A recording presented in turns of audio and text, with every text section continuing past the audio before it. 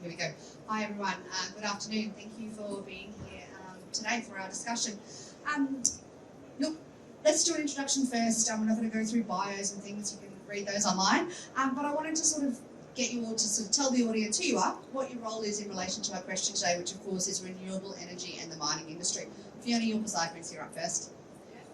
I'm Fiona Lewis. I'm a partner at MinterEllison, and I have been practicing almost exclusively in the energy industry for around 20 years and have been, I guess, at the forefront of many of the projects that have facilitated the transition from thermal generation to renewables.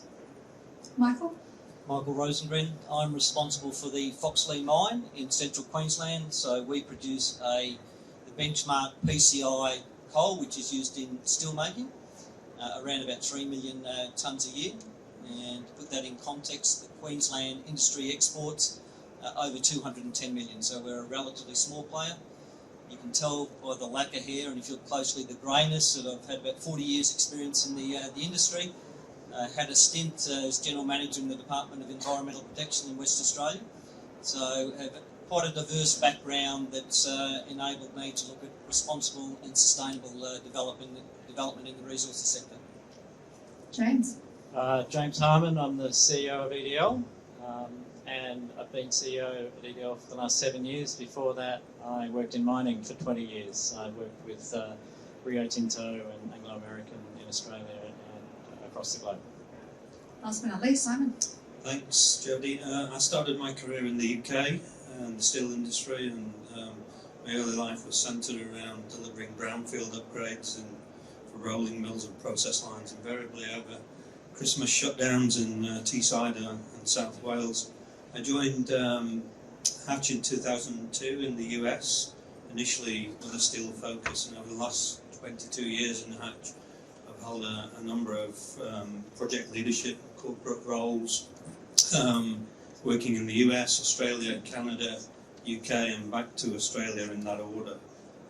My role for the last few years has been to lead our energy business, and we build a strong team which is very much focused on the clean energy transition, strong technical skills in power and oil and gas. We support developers, utilities, industry to accelerate the clean energy transition and decarbonise existing facilities. We're working on some very large, ambitious, exciting projects, green hydrogen to ammonia on the east coast, the west coast, and also Suncable's AA Powerlink project, taking gigawatt amounts of electricity to the Northern Territory and Singapore. Great. Michael, I'm going to start with you because you're in my backyard of the Bowen Basin. As MD of a coal company, you've obviously been down the road looking at renewable energy integration, and we've had some long chats about this. Obviously looking at meeting a safeguard mechanism requirements. Can you tell us what you found from an operational point of view? Thanks, Jodie. I think it's an interesting conversation, renewable and safeguard. So just a bit of background. Safeguard is about Scope 1 emissions. So that's effectively, as a miner, what we're producing on our site. Scope 2 is related to the energy that we purchase. Safeguard is only concerned with Scope 1. So Scope 1 is what we do on site, Scope 2 is what we purchase, and we purchase power. So if you look at saying we're going to replace our power with renewable, it actually makes no impact to our safeguard at all. So under the existing system, there is no incentive for us to replace fossil fuel power with renewable power that goes on site. Let me provide a little bit more background for you as well and a few numbers. So we've just put in our carbon emissions to the Clean Energy Regulator for last year. So Little Foxley at 3 million tonnes a year produced 225,000 tonnes of carbon. That was our footprint. The electricity we purchased was 12,000 tonnes. So you can see a fraction of the total amount there. If I focus on the 225, 35% is what we call fugitive emissions. So that's related to the product that we mine.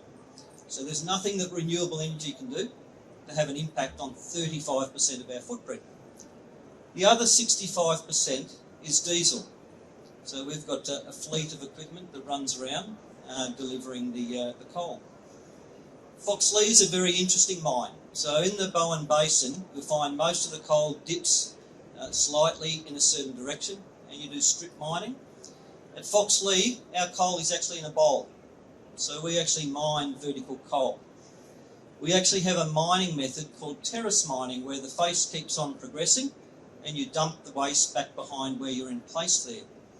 So different to some of the conversations we've heard with metalliferous mines, where you have more of a fixed footprint and opportunities for trolley assist and other options to take diesel out of the system. Our haul roads are changing on a weekly, monthly basis, and therefore very difficult to go down that path. So the prize for us is actually 65% of our footprint. Can we actually electrify and make a difference from that side of things? And that's not an easy task. As a small miner, we're lucky that we've got the big organisations doing the research. If you have a look at some of the haul trucks, and again, to put things in perspective, of that 65%, 60% is related to our big haul trucks. So that's a big hitter. Our excavators are about 25%, and there's other bits and pieces that make that up. So there's two parts of our operation that we would need to focus on. And, you know, as a general comment, you'd have a look at organisations like Rio, and they're saying, you know what, when you put batteries on some of these trucks, the batteries are so heavy you can't actually put a payload on them. So maybe we need to go to smaller trucks and have smaller fleets running around in place there. So that's the challenge that sits in front of us, is when will that technology become available? And you then come back and say, when will the renewable energy to support recharging batteries and everything be in place? And for a small mine, it doesn't make sense, but there's lots of mines around us, so if you can have localised hubs, then maybe there's a chance that we can leverage off that. Okay, great. Fiona, I want to draw on your experience, obviously having worked with government and given a lot of advice over there about the energy supply chain in Australia. How can we strengthen the grid, and Michael, you touched on this, to make it more a cost-effective exercise for regionally located operations to use renewable energy? Yeah, so the grid needs to be augmented throughout Australia in order to facilitate the renewable energy transmission and all of the government's net zero targets. It's just no way we can do it with the existing grid. And so that potentially impacts mines which are currently either not connected to the grid or are on the fringes of the grid and have unreliability issues. So there's two ways you can augment network. The first way, and a common way, is that you build more network. You make it bigger, you make it longer. The second way that you can augment network, which can sometimes be appropriate, is using grid-scale battery to increase the capacity of network at particular points in the transmission system. So either of those can work, but when we're talking about extending, I guess, connectivity of remote mining operations to the grid, you're really talking about building more network. Building more network has got many challenges at the moment. It's very expensive. You only plan it and build it once. They're monopoly assets. You never do it twice. You need to make sure that you're doing it in the right spot. It also takes a lot of time to build, and there's significant social licence issues. So I think people really understand the link between renewables and having to build more network, but it's very different for them when you're talking about having pretty ugly transmission lines running through land that they occupy. So there's significant challenges in the transition, particularly in, I guess, areas which have got high populations. Certainly there's a lot of government intervention to try and tackle those things. Queensland Government's Copper String project, for example, is being specifically designed to facilitate transmission network to critical minerals, and that's quite an unusual project, being funded by the Queensland Government, but quite differently to other projects, particularly in the southern states. It's actually being specifically designed to facilitate grid connectivity for mining operations and not just renewable generation. Perfect. James, you just spoke obviously before, and some people may or may not have caught it, but you spoke about the pathway to net zero mining being a two-way street. So all parties needing to collaborate more to bridge the gap between where we are and where we need to be to reach net zero emissions. Can you elaborate more on what you think is required? Sure, thanks Jodie. Partnerships and collaboration are absolutely critical for this energy transition to work. And as I said, I had 20 years in mining before. I've had 7 years now in renewable energy, and the features of what we do when we partner with a miner, particularly a greenfield, or even if they're transitioning from fossil fuel to renewables, are very similar to the key factors of a mine being successful, and that is you take a very, very, very long-term view, and that you work together in the design phase to make sure that what you're building is fit for purpose with the mine load, as I was saying before. And you can even, there are aspects of design of the mine, as I was trying to draw out before with the dynamic load shifting, that can be influenced by the cost of power. And to be able to maximise renewable fraction, you need to be hand in glove with the miner on what they think their mine load is going to be, what we think the renewable fraction is going to be, and we deliver a bespoke solution. But you've got to have that dialogue very early before major decisions are made. The other thing we do is develop in a modular way. So we develop based on the miner's expectations of what they think will happen over the first, say, 10 years of the mine. And then mines continue beyond what the original plan was by the miner. That's inevitable. And so we can expand the renewable components, renewable plant, to meet the miner's demand as it goes on. And we're doing that with Stuart right now, as he said, is that the mine load increases at Agnew. We're providing a larger renewable solution to support that larger mine load. And to give you an example, we've been at Sunrise Dam mine, Anglo-Gold Ashanti mine, for over 25 years. We were there when Anglo-Gold Ashanti developed the mine back in, I think, 1996, and we've just completed expansion number 8 for Sunrise Dam. So that's on the back of a great relationship where we talk openly about what the miner needs, how we can support it, and what that modular improvement needs to be. The other aspect that's really critical in all of this is people. This is a new area, and there's a lot of media coverage right now about the skilled workforce that's going to be needed to power this energy transition, excuse the pun. But we are training our people, and we're also helping the miners to train their people to deal with this new thing that they haven't necessarily dealt with before.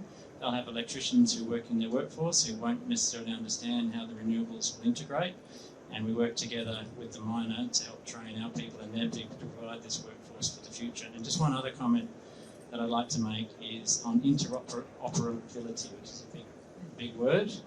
But what it means is that as this area develops, as we come to electrify more components in mines, wouldn't it be good if the whole industry did things in a way that things connected well? So we didn't end up with a Google, Apple platform, or we didn't end up with a charging, literally, a charger at a mine that can't charge the bit of kit that needs to be charged. So there's work to be done across the industry in terms of open data platforms to share innovation, to share technology, so that we end up with a solution that is able to be operated all over the world in the same way, and we had that interoperability. It's been a long day already. So I might just finish up there, Jodie. Thank you. I'll leave that word with you. Actually, perfect segue to Simon. You've worked in North America, you've worked in Europe on energy-related projects. Are the barriers to mining use of renewables any different over there, and is there something we can learn from that? I think one of the prime influences over barriers or enablers is the extent to which governments can create the conditions that incentivise large-scale private investment.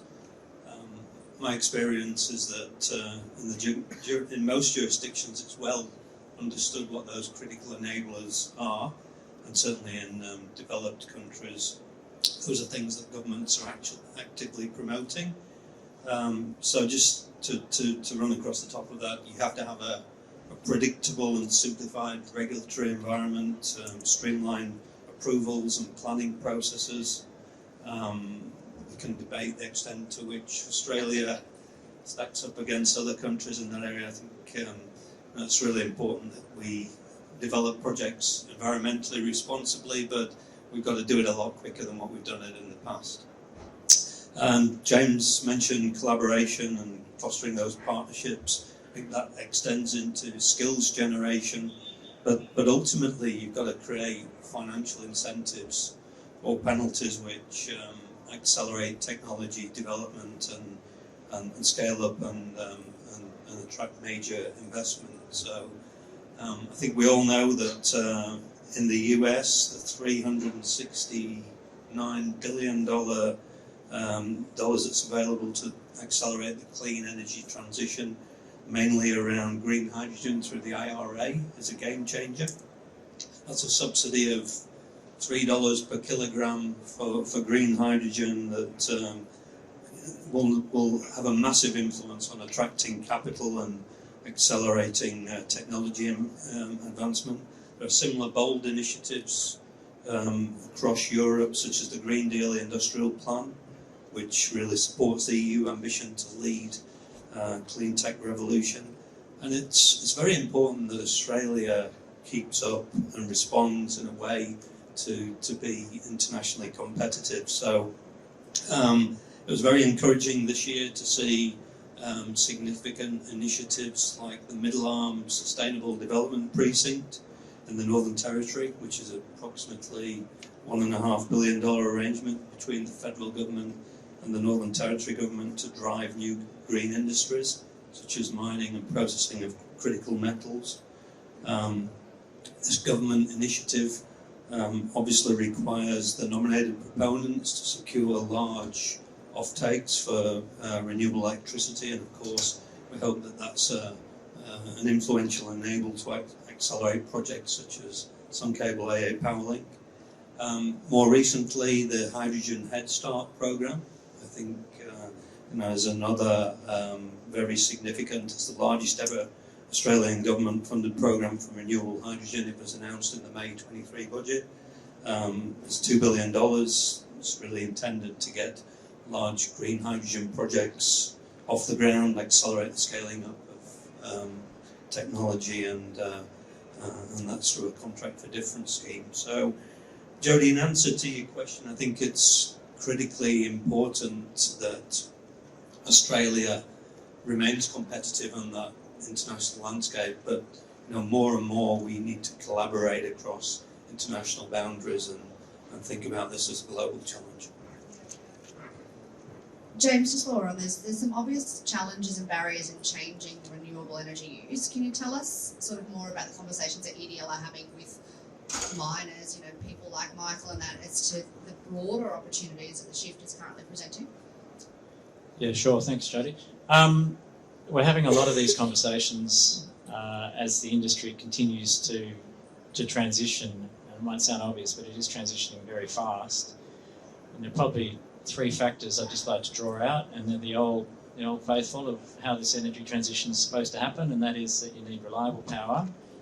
And miners are looking for power that is more reliable than the diesel or gas option that they've had before. Certainly more reliable than if they've been connected by a wire. And we're able to provide solutions now, and we'll guarantee the reliability at a higher level than the grid, than the NEM in Australia, for instance. So reliability tick, we can do it. We can integrate the technologies to deliver the power when it's needed, regardless of load shifts, as I was talking before. The cost is coming down. It's extraordinary, the pace of change and reduction in cost. Our Jabiru power station that we built a couple of years ago, as I said, in the Northern Territory, that delivers a 50% renewable fraction. We guarantee that to the government of the Northern Territory. If we were to deliver it today, the renewable fraction would be closer to 70% for the same cost. That's just a couple of years of advances in technology and reduction in cost. The other aspect, of course, is sustainability. The renewable fraction is going to get higher and higher, and miners require it to be higher and higher, and everybody wants it to be 100%.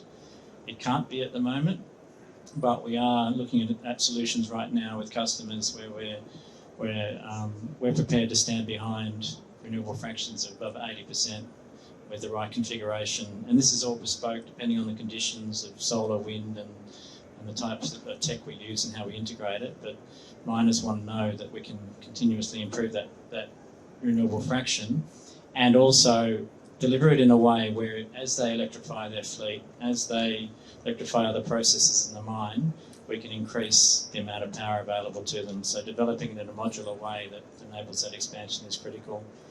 The other thing that we're all challenged to find is employees. There's a war for talent going on, and I'm sure people in this room experience that.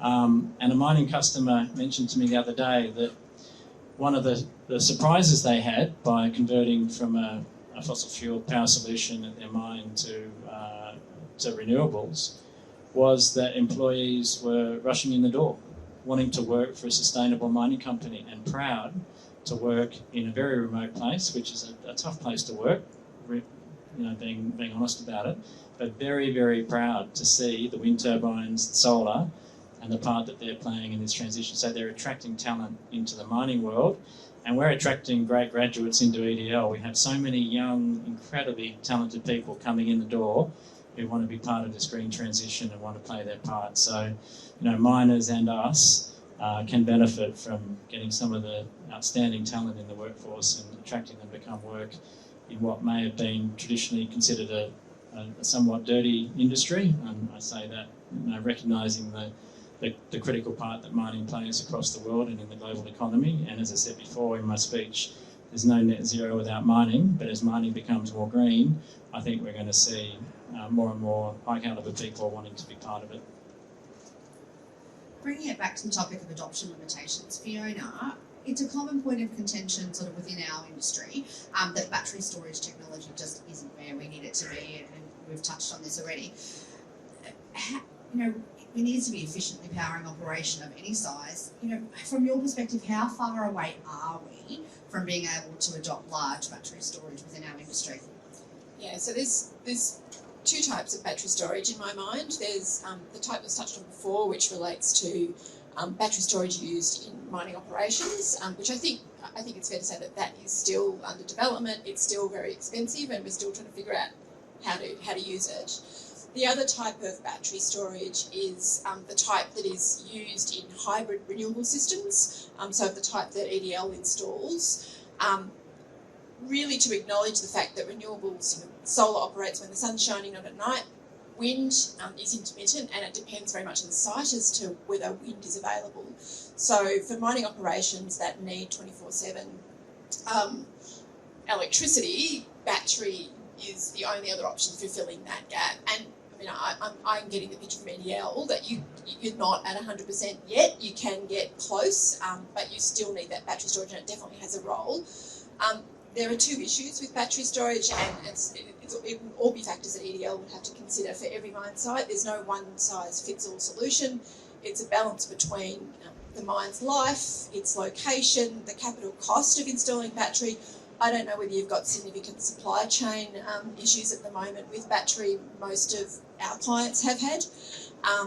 So it's not an easy solution, but it's definitely part of the solution, and it will continue to be part of the solution, I think, going forward. Michael, at the end of the day, everything comes back to cost.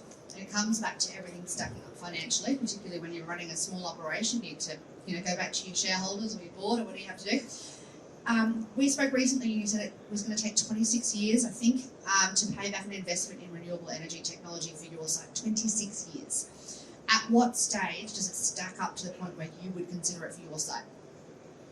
Yeah, look, and it's pleasing to hear from James that the costs are coming down quickly. So that 26-year payback was for a solar farm we looked at in 2020. It's only 3 years ago. And you can imagine a 26-year payback. That was a 30-megawatt station. And of course, we've got a 24/7 operation. So solar didn't actually work for that. So it's going to be more expensive to keep on going up and up the curve. So unfortunately, it didn't become an option. What it did, though, was with the QMetco board was trigger the conversation from an investment point of view is what would we actually look at? And we have internal rates of return that we have to meet on certain projects, and the board certainly has a view that those internal rates of return will be lower in relation to renewable projects partly because it is part of the social licence to operate that sits in place, and you can't take a purely financial view. But if you have a look at the world we're moving into, many of the major banks at least are moving away from thermal coal mines and funding them, and metallurgical coal is not going to be immune to that going forward. Many of the insurance companies will not provide insurance for coal mines. So that means mines like mine, who are run by a private equity company called Taurus, will rely on getting funds from somewhere. Those funds will need returns, and there's always a competition for capital, whether it's buying a new excavator. And so we now, when we go and buy a new excavator, we do have a look at that electric option. But the step to actually move, because we've got no power reticulation on site, to go and put one electric excavator does not stack up there. Many of the bits of capital equipment, we bought a large digger last year, $20 million. That's got a 10 plus year life. So you've got incremental stages of when you may be able to make the changes there. That doesn't mean we've stopped looking, but the challenge I see is that there's a lot of greenwashing, and that's within the industry, going on there, where people are trying to find projects to say we're doing something green. Now, I've got no problem with that, but I'm not sure why as an industry we have to apologise or hide behind things. I was at a function the other night, and they talked about we should be focusing on halo, smooth roads, reducing friction to make a difference to our carbon footprint. When I was a young engineer with a lot more hair, that was called good productivity. That was called good business. But we now have to actually put a facade on it and says that that's good for the environment. Yes, it is, and we should be doing that, but that's not going to provide us with the fundamental step change. We've got a product haulage system, so we've got 5 trucks running 26 kilometres, taking coal from our wash plant to the train loadout. And you look around the industry, and so there are off-road trucks. The technology is advancing, and that you may be able to get to batteries and remove that diesel component. We use about 56 million litres of diesel a year. That part of the business uses 2.5. We can spend a lot of money and effort in something that's 2.5 of 56 million and not make that fundamental change. So the game changer for us is very much in the big trucks. We've got our mine infrastructure area runs off a diesel generator. This day and age, you say that's not very smart. We've got power at the wash plant 5.5 kilometres away. So you do the work and say, can we actually make a difference? 13-year payback, and the carbon footprint is roughly the same between the diesel generator and hooking into the electricity. So certainly saying that we are looking everywhere to actually find those opportunities, but in the case of Foxleigh, it's going to be enabling technology. And just one point on what Fiona said with the grid is, when we looked at solar energy back in 2020, Middlemount's reasonably remote. It's not in a high resilience part of the grid. They have a marginal loss factor that they have on certain sections of the grid. In 2014, that was 1.04. So when you're doing an investment case, you have a look, if I pump electricity in the grid, what am I going to get back for what I put in? In 2020, it was down to 0.87. So you may invest when it's 1.04, but anyone can go and put a solar farm on that link, and it just keeps on drawing that MLF down. So, you know, you're effectively in an unregulated environment to a certain extent, which impacts on your ability to make investment decisions sitting in place. And hopefully, as we get smarter, some of those issues will be resolved. Simon, coming back to you, with regards to the energy transition, are there any parallel learnings from the energy sector that are useful lessons or pitfalls for us to avoid with the mining sector? Jodie, I was in Singapore last week attending part of the Singapore International Energy Week, and I was really struck by a couple of key takeaways. So first of all, look, despite decarbonisation being an overwhelming priority for society at large, we simply aren't going fast enough. So CO2 emissions peaked at 37 billion tonnes in 2022, and that's going to continue to rise for the next several years. There was a lot of discussion based on a recent International Energy Agency study, which states that we need to expand transmission line capacity by 80 million kilometres by 2040 for countries to meet climate obligations and achieve energy security. And that roughly amounts to the existing level of grid infrastructure that we have. So never has there been a truer saying that there is no transition without transmission if we're to advance electrification at the rate required, which I guess can only be good news for copper miners and steel makers.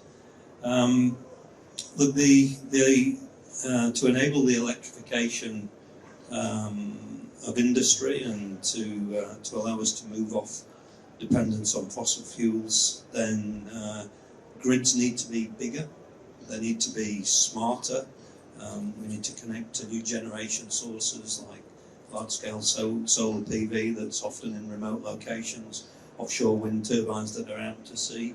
So the overwhelming sentiment from the discussion last week was that this is a decisive decade and we're at a critical juncture. And it's a massive task ahead of us all. It'll take a collective effort. But I guess there was 3 or 4 common themes that I think we can take from that landscape into this discussion. So, as I said, grids need to be modern, digital. They need to operate in different ways. We've got a large amount of variable renewable solar PV, wind. So power systems need to be more flexible to accommodate the change in output. This needs grid enhancing technologies. There needs to be a real focus around digitisation, that technology advancement. It's been mentioned a couple of times, but collaboration, it was really interesting to pick up on the amount of collaboration that there is around advancing an Asian power grid, and a recognition that this needs to be a sustained, unified and not a fragmented approach. So that sentiment around collaboration, whether it relates to strategy, innovation, finance, cannot be understated. When it comes to finance, blended public and private funding is required to move things forward. So concessional capital to de-risk projects, to attract the private finance that moves things forward. And I guess the renewable energy zones that we're going to see constructed down the eastern part of Australia over the next decade or so is a great example of that. You've got government investing in creating the infrastructure, and private generators and storage proponents will connect to that. So that collaboration, that end-to-end view.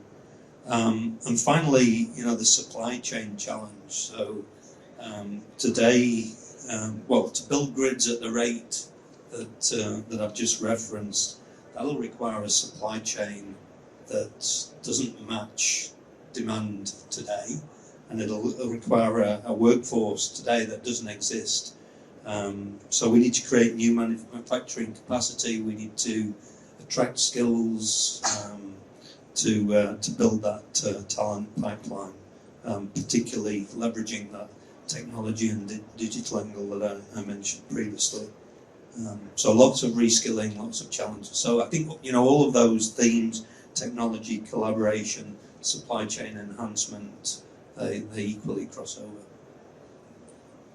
James, in your presentation you spoke about decarb, and Simon, you talked about decarb. If we flip it over and we talk about the barriers to decarbonisation, question to the panel, what are the barriers and how can we think differently, do we think? Yeah, well, I agree with most of what Simon said, except for one thing, and that is when he said there's no transition without transmission. That's largely true, but there's a neat way of avoiding having very long transmission wires in a country like Australia that go a very, very long way and don't serve many customers and might be damaged or destroyed in a weather event, and certainly impact reliability at the other end of the very long skinny wire, and that is microgrids. And we've proven at the Agnew scale, 54 megawatts, and the next project we're looking to build is much bigger than that we can island, we can deliver energy in a microgrid at up to 80 plus % renewables, which is what the grid's trying to do, what the main grid is trying to do. And we're talking to some mining customers who are looking to exit the grid because they're so fed up with the reliability and the network charges they pay to access the grid, and want us to develop islanded microgrid solutions for them, even though they can access this long skinny wire that works most of the time. So I think one of the barriers in Australia is the challenges with reliability on even when we build out the transmission. There's a huge amount of capital that will go into that, and then how reliable will it really be? And I think that we really do need to look more closely at islanded solutions and microgrids that are self-sufficient in terms of high penetration renewables. Any other comments on the decarb barriers? I have a colleague who used to talk about energy transition and regulatory reform as a game of whack-a-mole. So as soon as you think you've solved one problem, something else pops up and you've got to whack that one down, and then something else pops up. And I think the energy transition, there are a myriad of issues. There are cost issues, there are labour shortages, there are supply chain issues, there are planning issues, there are social licence issues. And I think there's almost too many to be able to say in this sort of small panel all of those issues. I think the thing that we can all bring is a positive attitude.